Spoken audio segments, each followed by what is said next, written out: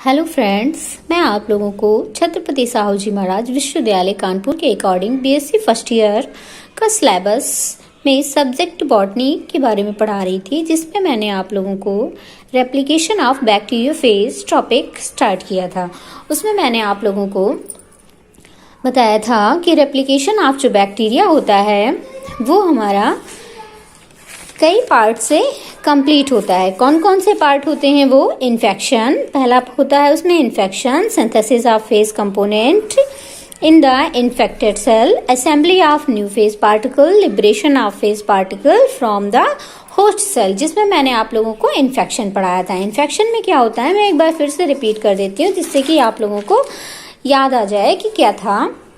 Infection में होता है कि जैसे जब कोई बैक्टीरियोफेज जो होता है किसी होस्ट सेल के ऊपर अपनी टेल फाइबर्स के द्वारा चिपकता है, फिर वो एक एंजाइम सेक्रेट करता है जिससे कि उसकी कोशिका भित्ति की लाइसिस हो जाती है, यानी उसकी कोशिका भित्ति का लयन हो जाता है। तो जब लयन हो जाता है तो उस कोशिका भित्ति में छिद्र बन जाते हैं, जिससे कि जो फेज होता है यानी बैक्टीरियोफेज, उसका न्यूक्लिक एसिड मतलब डीएनए, न्यूक्लिक एसिड मतलब डीएनए जो है वो उसके अंदर प्रवेश कर जाता है, उसकी कोशिका भित्ति के अंदर प्रवेश कर जाता है, जिससे कि उसमें इन्फेक्शन हो जाता है। ओके फ्रेंड्स, तो ये इन्फेक्शन हो गया हमारा। अब हम पढ़ेंगे दूसरा कि synthesis of phage component in the host cell, मतलब होस्ट सेल में फेज कंपोनेंट की सिंथेसिस कैसे होती है, क्योंकि जब सिंथेसिस होगी तभी तो नए फेज पार्टिकल बनेंगे। तो सिंथेसिस होती कैसे है हम इसे देख लेते हैं। जैसे इन्फेक्शन की प्रक्रिया में जो परपोषी की कोशिका होती हैं, इन्फेक्शन की प्रक्रिया में परपोषी की कोशिका में स्थानांतरित न्यूक्लिक एसिड उसके मेटाबॉलिज्म में परिवर्तन कर देते हैं। ठीक है, परपोषी की कोशिका में जो स्थानांतरित, क्योंकि हमने आपको बताया कि इन्फेक्शन की प्रक्रिया में क्या हो रहा था, न्यूक्लिक एसिड परपोषी की कोशिका भित्ति में पहुंच रहा था और वो कोशिका भित्ति से उसकी कोशिका में पहुंच जाएगा अंदर। और जब वो कोशिका के अंदर ये न्यूक्लिक एसिड पहुंचेगा तो ये क्या करेगा, उसके मेटाबॉलिज्म में परिवर्तन कर देगा। ठीक है, मेटाबॉलिज्म यानी उसके उपापचय में परिवर्तन कर देगा। ठीक, और ये न्यूक्लिक एसिड होस्ट सेल के मेटाबॉलिज्म को नए विभोजी के घटकों के निर्माण की ओर दिष्ट करते हैं। जब ये जो न्यूक्लिक एसिड उसमें पहुंचा था, यही नए विभोजी के निर्माण की ओर दिष्ट करते हैं। ठीक है, विभोजी के न्यूक्लिक एसिड के दो मेन कार्य हैं। कौन कौन से मेन कार्य होते हैं? यह अपनी पुनरावृत्ति के लिए टेम्पलेट का कार्य करता है। अपनी पुनरावृत्ति यानी इससे नए विभोजी का निर्माण के लिए क्या कार्य करता है? टेम्पलेट का कार्य करता है। और वायरल स्पेसिफिक मैसेंजर आरएनए का संश्लेषण करता है, जिसके फलस्वरूप विशिष्ट प्रकार के प्रोटीन का निर्माण होता है। तो ये दो इसके मेन फंक्शन हैं। एक तो ये अपने पुनरावृत्ति के लिए टेम्पलेट का कार्य करता है और दूसरा वायरल स्पेसिफिक मैसेंजर आरएनए का संश्लेषण करता है, मैसेंजर आरएनए की सिंथेसिस करता है, जिसके फलस्वरूप क्या बन जाता है? प्रोटीन। ठीक है, न्यूक्लिक एसिड की सिंथेसिस के पश्चात होस्ट सेल में नए प्रकार के प्रोटीन उत्पन्न हो जाते हैं। जब न्यूक्लिक एसिड की सिंथेसिस हुई उसके बाद में नए प्रकार के प्रोटीन उत्पन्न हो जाते हैं, जिन्हें क्या कहते हैं? लेट प्रोटीन कहते हैं। ओके फ्रेंड्स, क्या कहते हैं? जिन्हें लेट प्रोटीन कहते हैं। ठीक है, लेट प्रोटीन। अब थर्ड पॉइंट है हमारा assembly of new phage particle. Assembly of new phage particle, ठीक है, इसका क्या मतलब है समझ लेते हैं। न्यूक्लिक एसिड तथा प्रोटीन घटकों का विभोजी कण में संयोजन मैचुरेशन कहलाता है। अब यहाँ पे क्या बन गया था? न्यूक्लिक एसिड पहुंचा था और प्रोटीन बन गई थी। अब ये जो न्यूक्लिक एसिड और प्रोटीन घटकों का विभोजी कण में संयोजन यानी आपस में मिलना, ये क्या कहलाता है? मैचुरेशन कहलाता है। यह प्रक्रिया जीनोम द्वारा नियंत्रित होती है। किसके द्वारा नियंत्रित होती है फ्रेंड्स? जीनोम के द्वारा। सबसे पहले विभोजी के सिर के निर्माण के लिए डीएनए अणु का क्रिस्टलीय रूप से संघनन होता है। तो जो न्यूक्लिक एसिड था, इट मीन्स डीएनए, उसका सबसे पहले संघनन होने लगेगा। किसके लिए? डीएनए अणु के विभोजी के सिर के निर्माण के लिए डीएनए अणु का संघनन होता है क्रिस्टलीय रूप से। तत्पश्चात डीएनए के चारों ओर प्रोटीन सब यूनिट एकत्रित होकर सिर का प्रोटीन आवरण बनाती है। ठीक है, तो सबसे पहले क्या हो गया, डीएनए अणु का क्रिस्टलीय रूप से संघनन हो गया और उसके बाद उसके चारों ओर प्रोटीन सब यूनिट से एकत्रित हो गई और इन्होंने आवरण बना लिया और पूंछ का समायोजन प्रारंभ हो जाता है। तो ये हेड बन गया। विभोजी में 2 ही पार्ट्स होते हैं, हमने आपको बताया था जब विभोजी पढ़ाया था, हेड और टेल। तो हेड और टेल बनने लगी। ठीक, इस प्रक्रिया में सर्वप्रथम पूंछ का सेंट्रल कोर टेल प्लेट से संलग्न होता है।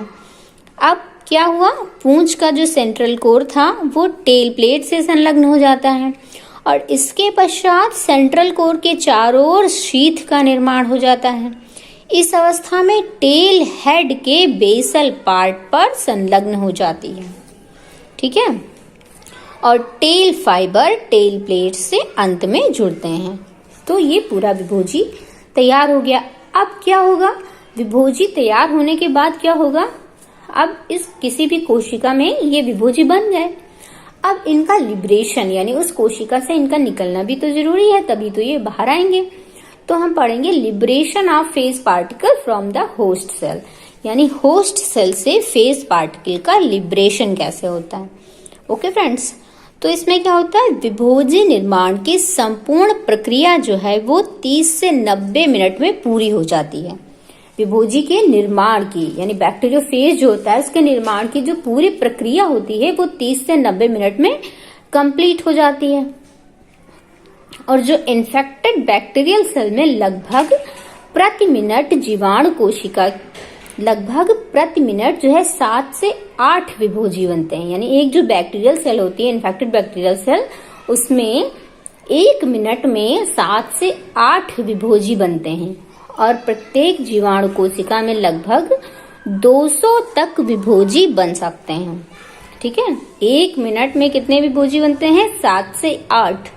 और एक जीवाणु कोशिका में यानी एक इन्फेक्टेड बैक्टीरियल सेल में लगभग 200 तक बैक्टीरियोफेज बन सकते हैं।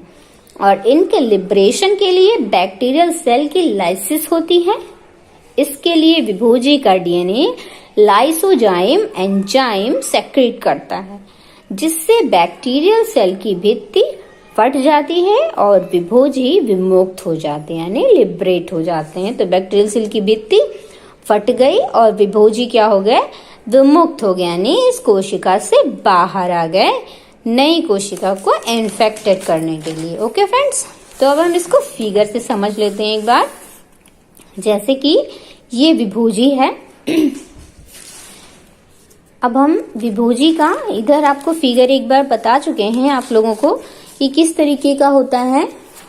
ये विभोजी होता है, ठीक है, ये इसका हेड होती है, ये टेल होती है, टेल प्लेट होती है, टेल प्लेट से टेल पिन्स या टेल फाइबर जुड़े होते हैं और ये हेड होता है। हेड के मध्य में क्या होता है, डीएनए होता है यानी न्यूक्लिक एसिड होता है और इसके चारों ओर प्रोटीन का कोट होता है और इसे हम क्या कहते हैं, हेड कहते हैं। ठीक है, तो ये इसी का हमने शॉर्ट बनाया हुआ है।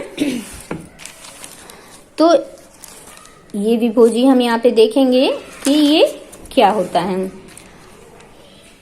तो ये विभोजी है और ये इसमें क्या है, डीएनए है और ये इसका हेड है और ये बेसल प्लेट है। ओके फ्रेंड्स, अब जो इन्फेक्शन होना है तो इन्फेक्शन में क्या क्या होता है, इन्फेक्शन के 2 मेन फंक्शन होते हैं। कौन कौन से, एक तो adsorption of phage on the host bacterium cell, ठीक है, एड्जॉर्प्शन होता है, और दूसरा transfer of phage nucleic acid into host cell. इसमें क्या होता है, हेड, डीएनए और ये बेसल प्लेट, ये क्या हो गया, बैक्टीरियोफेज। और इसके इन्फेक्शन में क्या होते हैं, 2 पार्ट में होता है इसका इन्फेक्शन कंप्लीट होता है। किसमें किसमें, adsorption of phage on the host bacterium cell और दूसरा transfer of phage nucleic acid into host cell, यानी क्या होता है इसमें, न्यूक्लिक एसिड का ट्रांसफर होता है किसमें, होस्ट सेल में। तो ये कोई विभोजी है और ये एक बैक्टीरियल सेल है। तो ये विभोजी अपने टेल पिन्स के द्वारा इससे चिपक गया और जब चिपक गया तो इसका एड्जॉर्प्शन हो गया एब्जॉर्प्शन होने के बाद इसने अपना न्यूक्लिक एसिड इस सेल के अंदर प्रवेश कर दिया।